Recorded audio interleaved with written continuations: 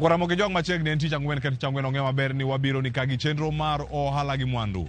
Man chenro masebedo ka waluoro konde duto mag piny Kenya, konde duto makaluo ka wamenyo nigi duto to kawuono ka wago tach county mano ma Nairobi kae kod counties man machiegni kode wadakelo ni chenro mar ohala gi mwandu e yo machielo. Mokwongo ka wadamenyo weli mopogore opogore ka gimiyo wasigendi magi kaka ne gichako ohala kendo kaka gitayogi e yo makare. Moko bende nyalo bedo ni wakelo ni to nok otayo kata welni gi e yo makare. En ang'o minyalo somo e kinde mane owandgi odhi piny. Machiegni chenro ma kawuono. Nyinga Cleophas Oluoch.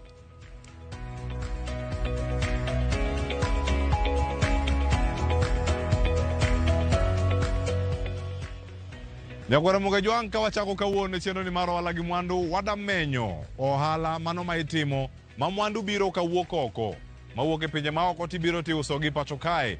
Mano gimiyo kawuono warado kae kod nyamigori ma sigand Daisy Onyango. Daisy Onyango nigi kar uso electronics maluongo ni Kenyatronics. Ramogi jwang' kendo kae ouso TV gimoro amora matiyo gi sitima inyalo yudo ka. To ogolo gi pinje ma oko moko bende ouso pacho kae. Orawera ma bende sani oluongore kata ni managing director en jatelo ka kendo en wuon ka. Nochako ohala ni yo machal nade kama entiere ka omiyo wasigande e kit wuoth mosebedo godo kaka itayo ohala. Owinjane sigand Daisy Onyango.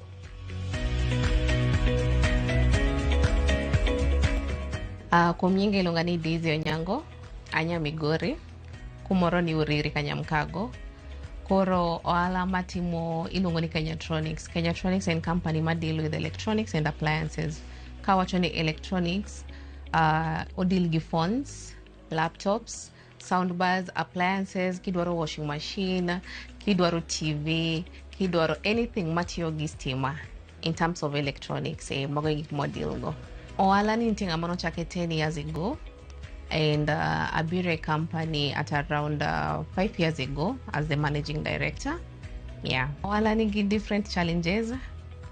Teaching my ups and teaching my downs in theory, but consistency and then giving the client the quality product.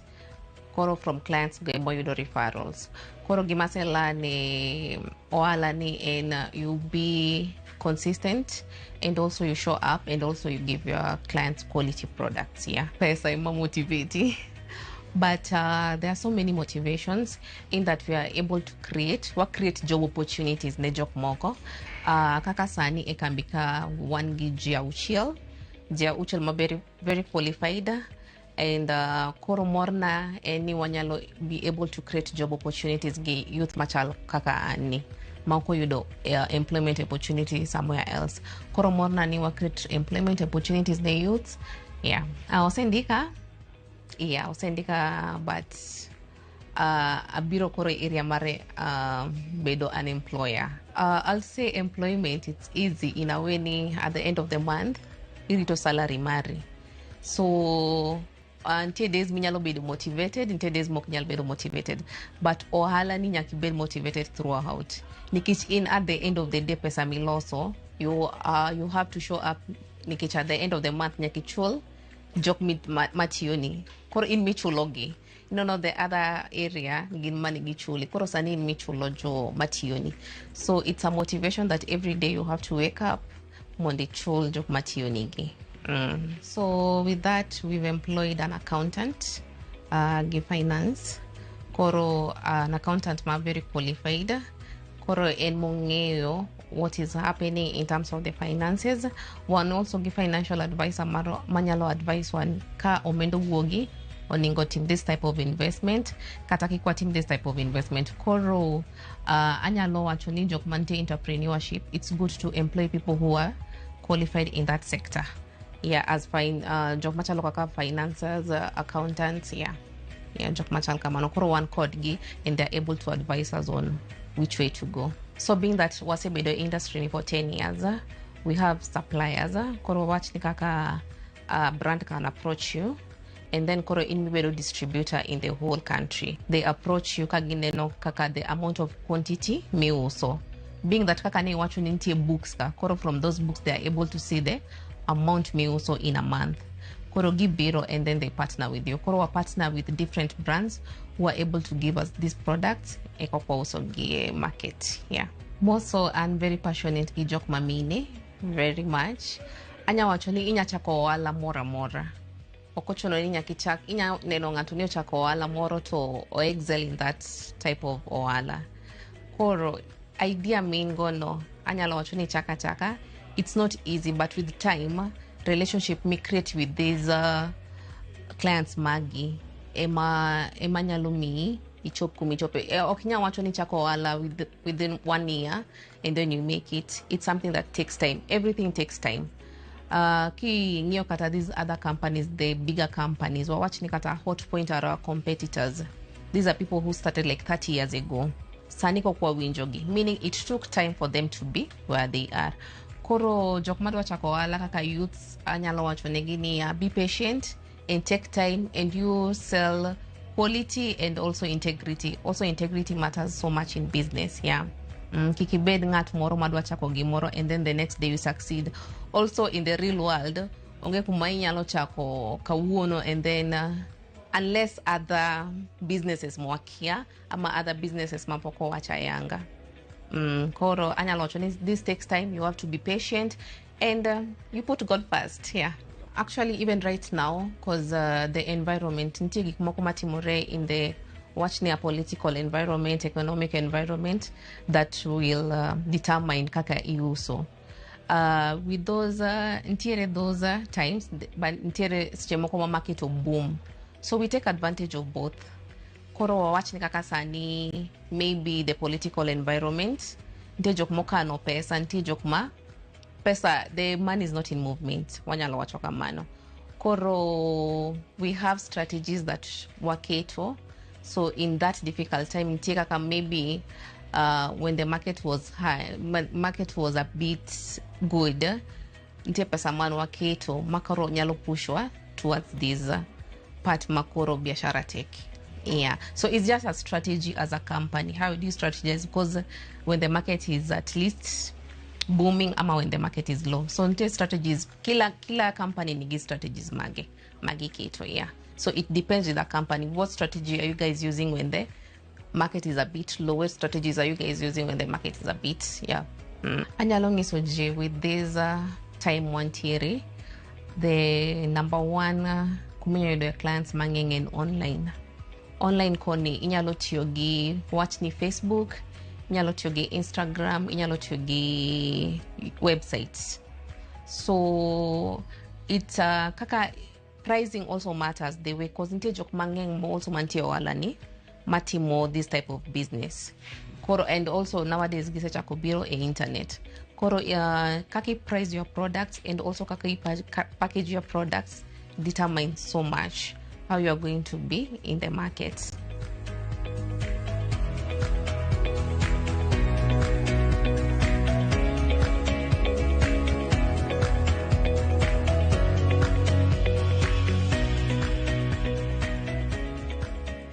First of all, kichako ohala nyaka business ni bed registered. So you have to register your business. Kichako wawach ni chako gia physical location. As you know, stocking electronics is very expensive. Koro kinyal wacho ni you have like the whole stock magik midwaro. Koro, for someone who wants to start a business, anyalo there are so many costs. If you have a physical shop, nyakichul that physical shop, permit mar ginentiere, mar county government ntiere. There are so many costs. Koro ngama chako, wambe kaka nwachako, we started online first. Kise create your presence online. Kokinyalo watch ni koro ise build that base for yourself. Kokinyalo chako with a physical, kokinyalo donjo now to a physical location. Kish also physical location yakibegi workers. So many cost mangat manyalo chako oknyal afford that cost. Koro wanwa chako gi online first. Koro kise build your base online, kokinyalo biro physical. And then ohala ni okochuno ni nyakichak gi a certain amount of money in your bank account. Ohala ni nyachako gi 0 cents. So long as ni in gi supplier, and then you take pictures, you upload them on your social media. jikose neno those pictures and you're someone who is reliable, inyalo chako uso. Iuso and then idwoko ne supplier pesa mare and then you take your profit. So ohala ni inyachako with zero amount of money in your pocket. Yeah. Anyo wacho ni ohala tek ya. Until those days minyalo chioti wacho ni I don't feel like going, but anyalo ngise there are better days coming, and just show up for your business. And also nyakitimo ohala mi understand anyalo chako uso lewni nikech aero rwakora maber neno. Koro ki uso gigi, you love what you're doing. For example, I'm selling electronics, meaning that I love ange my products, ange kaka TV tiyo, ange kaka simu tiyo, ange kaka gas tiyo. It's something that I enjoy doing.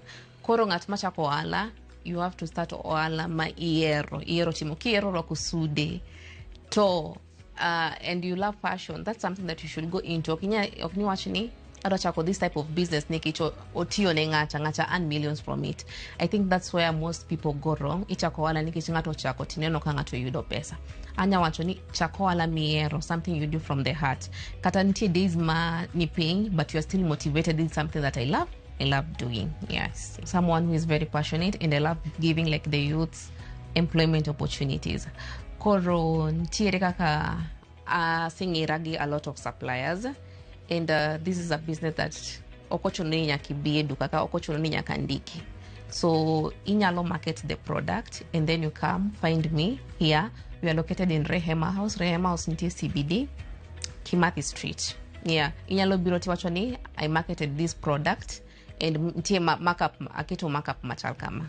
Koro anyalo mi that amount of pesa migine, pesa miuso no. Koro kochuno ni nyaka biandiki tijno.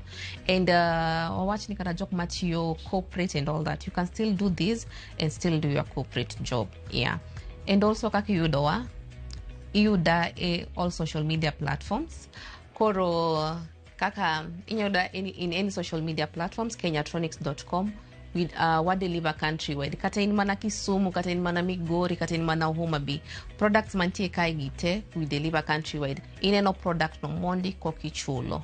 Yeah, so inyalo yuda number mar 0798 432 403 if you want any type of mentorship. Kaka jok matindo anyalo timoni mentorship through that.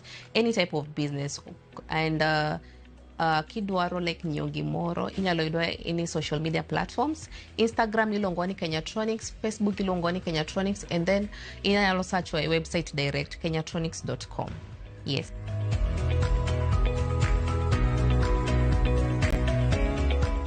Nyokora Ramogi jang bang wijo sigana mabende wakelo ni karaka mar Daisy Onyango wadaka uyweyo matin gi sand kwa duogo abiro kae kod jawala mar juma kik dhi mabor.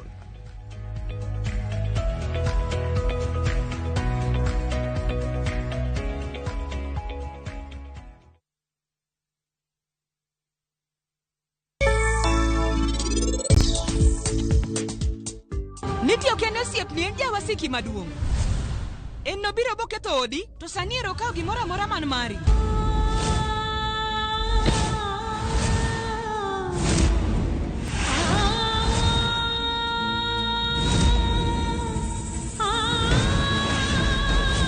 Ineno jik mane ok obedo bed ni neno. Osiep ni kwako jaodi. Ineno, keny mari ikaw gi ng'ama chielo. Ineno gik moko adwa.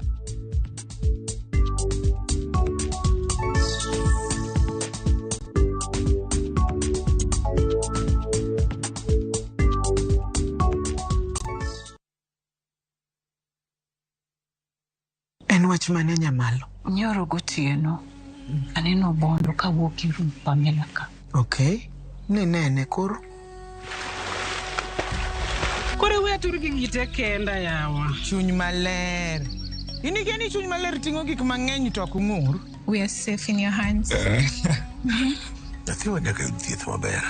Koro kik wiyi dangni. Erokamano. Akwan. En ang'o? Nyathi.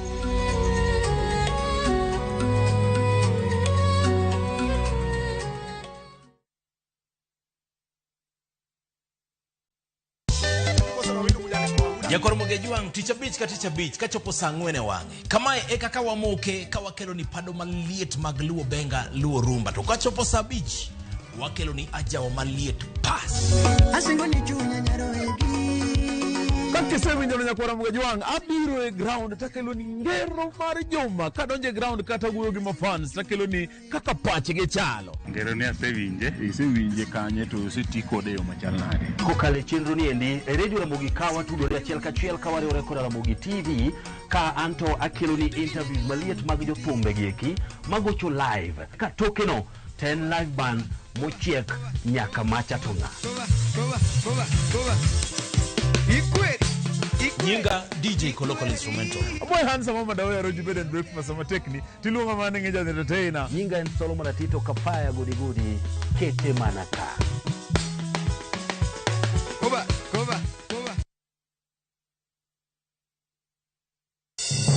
Ngima okiyot. Yawagi wachoga ni piny nyalo goyi boxing. Jot manigi geno mar dak e ngima maber. Ja pesa en ng'ami pako kata koso. Ora ting tigas mani wangelando. Chakre koso rent 30,000 kura yudo kanye sani. Nyaka kweo jirani sukari. Nyako chia ijoga ka ena nipo kanyisika. Thank you. Chenro mora mipango lokre to bedo chandruok maduong'. Chief dhi nadi kono. Chief dhi ka kodwaro to bende bodo biro mana dhi ka kodwaro no. Wuogi osiepe mariek to gi jirende makelo kisran. Ine jalwet nyako chia. And those crazy ideas must just come from. Nyero to okosi en nyarko chia. Tich abich saa 1:45 otieno.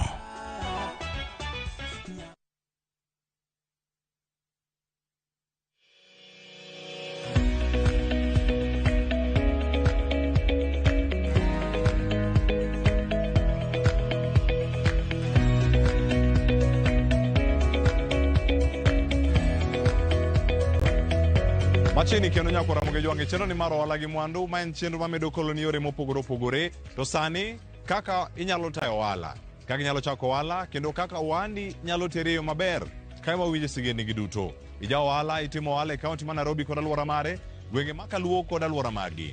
Mane kama wabire wamenyo ohandi kendo wapuonjo oganda kaka ohanda gi inyalo tim kendo kaka oganda mopogore nyalo somo chako ohala kokalo e sigandi. Manya ornot machuok kokalo SMS line wa maen 23600 e mbui mar Facebook yudo wagi nying mar Ramogi TV, YouTube Ramogi TV Kenya, kaeto bangi kunwa ni jaohala mane titime kanye to wanyalo biro iriyo machal nade lony mane bende ma intiere godo e tayo ohala.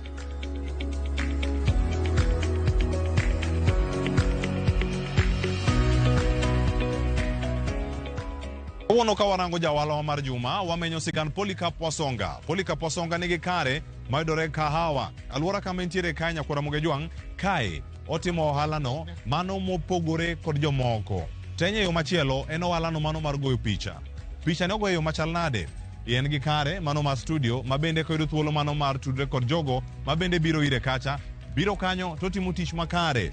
Owacho ne en sigana mare modongo ka wuok kuom sigendi mamoko mabende osebedo kacha ka otimo. En ng'ama osegedo, ng'ama osetimo tich mar mjengo. Kawuono tije gi duto osechopo kama kawuono entie gi kare mano mar timo ohala.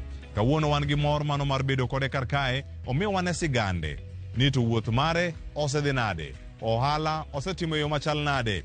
Polycarp Wasonga e jaohala wa mar juma.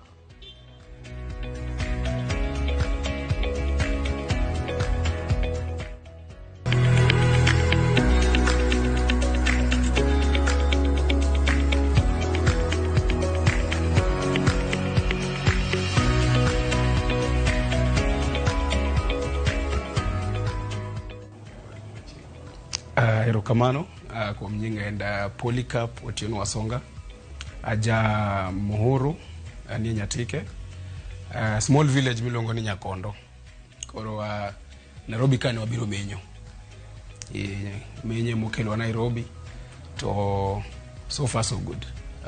Atimo gimoro ni media production to media production ka wan gi levels mopogore, wan gi photography, jodala luongo ni jogo picha, wan gi videography, mano motion pictures, yani ikao gik masudo. Koro mane gima watimo mostly, and also we do watimo neji social media management. Kain gi kampuni mari dwani mondo idhie mtandao wakonyi mondo ibed visible kum jo mamoko. ka gimanyalo wacho ni not unless onyuolie familia manigi pesa gini ok dichak dichiel. Kech kaka nyiso ni anachake higni 3 mokalo, to funny enough amiyo tich nyaka vijende mana nyiso ni can I come carry your bag. Mane gima funny. Joma nagombo ni mondo puonja tich matinde analuongo gi tich. Koro it's not about how long you've been in the industry. Okay niya ibudho nade industry. En niya quality mane mimiyoji. How well is your communication skills? Ibuyo nade gi customers magi. Koro anyalo wacho ni gini e pesa omenda mose ka oka ngeny. Tok ni en omenda mayudo dichiel. En omenda ma ayudo mos. Vijende mang'eny winjo ka wacho ni aonge capital, ndio capital we need, but it doesn't matter how ni dwaro capital adi. An owuon nachako maonge kamera. That's for sure. Nachako mana gi YouTube. Then osiepna moro ne gi cybershot, cameras moko matindo gi. Adhi akwae mana goyo godo diek but kuma nadake nitiere maseche moko mane biro kanyo gi diek. Getting the equipments is the biggest challenge. Tijni kata itie iwach ni abro bedo ka save ok di save reming yeo. Kech inyalo ni kamera en gimoro 1400. Di save pesa ni ming'iewo godo kamera cheni. Koro mana the biggest challenge momiyo ji mang'eny oko donjo oko invest e industry ni. Kaka wacho gania though English nitie gimoro wacho ni the pie is too big, you can't eat it alone. Ulo niya kaka ogi analogy mar kuon kokete mesa, kuon dong oluorore oduong, ipoge kulingana gi joma nitie. Ok inyal kawo side mopog maduong, nyaka imbi pog mana mari maromi. Koro gini kaka wapoge ni ng'ato ka ng'ato kawo piece ne. Ok di kawo piece te, to kata kikawo piece te ibro bedo overwhelmed. Inyalo ni samoro an gi tich ang'wen odichieng' achiel. Tich ang'wen odichieng' achiel ni an kaka Polycarp ok abitie kenda. I'll need another photographer mong'eyo. Tanyise ni omera dhi kuma kama idhi tinwa tijni pesa ni kodonjo wapogo kama. Koro one of the biggest challenge. Another challenge is getting the right people to work with. Kech inyalo yudo niya ng'eny vijende matinde donjo yudo gi kata king'iyo e Instagram yudo gi gigo mana pichni mag I don't want to say mag nyiri, nyiri students mano onge pesa. First thing, identify the niche mar gimida timo. Kaka one venture into corporate and golf. One timo golf most of the time gi corporate event. Emumio one kata kidonje social media as magwa ibro yudo one mana gi wago pitch ni CSS, wago pitch ni MPs, governors, golf. Kech golf ka kuma wayude jogi. Ok ne wayudo gi from nowhere. Through golf man wago ni to tijwa bende ler. Wago ng'ato CS moro biro tugo golf. Oneno picha wacho ni kampuni na nigi gima chalo kama kumanywa urunga manogonu picha ni. Kamano kaka koro osebedo. Another challenge ni making a client, closing the deal bende ok yot. Nikech tinde vijendo sebiro manigi pesa manyalo ng'iewo equipment. Giketho market. Yudo ka instead of we charge an event maybe a certain amount, maybe 50,000, yudo ka kijana moro manigi equipments mag advance nyiso ng'ano ni look, me I'll charge you 10,000 for the event. Those are some of the challenges ma bende inyowa sana as an industry. An gima moro ahinya en ka donje mtandao taneno ka kampuni moro o post pitch ni managoyo. Kata samoro I watch gimoro YouTube, then ad mar kampuni moro kalo tawacho niya uneno ad no anema ka video no. Gine mamora emomiyo achio pile nikech one, our main motto is to make your brand visible. Akiaka kanyalo wacho mono gi dholuo, but enia ini yao kampuni okwadwa ni tich mar manyo market when watijno. Koro the moment wabiro mane gima mora pile kaneno ka tija matimo kata tija wa mawatimo konyo kampuni moro dongo. To sama kampuni no dongo wambe wadongo. Mara ariyo gima mora niya achio gokinyi tang'enia ntiere joma dhi miyo tich. An owuon no kayudo opportunity no, but anyalo miyo opportunity no ng'at moro ma deserve it. Yeah. Koro Elite Studios ni Kawasukari indikandika Elite Studios Ibrokeli. The map will bring you a social media wangere kaka Elite Studios ama Polyco Photography on Instagram, Poliko Photography on Facebook, Poliko Photography on X, to YouTube and one gi podcast mawachako milongo ni Poliko Media Solutions. Number 1 in 0708 371 636. Amachigni urukom Light Studios. So we are looking forward to working with you.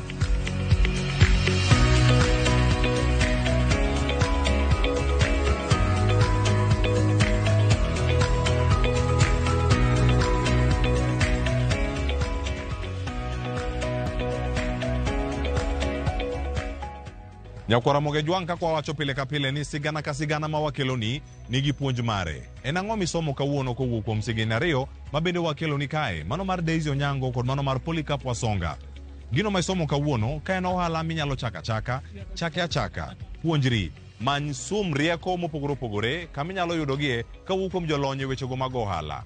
Mane makelo e giko mar chenro ma kawuono Nyakwara Ramogi Jwang, kendo en moro mara ni bedo koda arno wachaki masani koro wachopo e giko mare.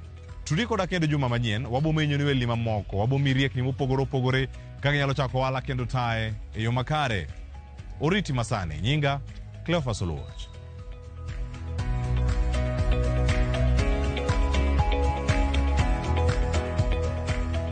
Mondo mine chenro ni kod mamoko mag Ohala Gi Mwandu, donji e viewsasa.com.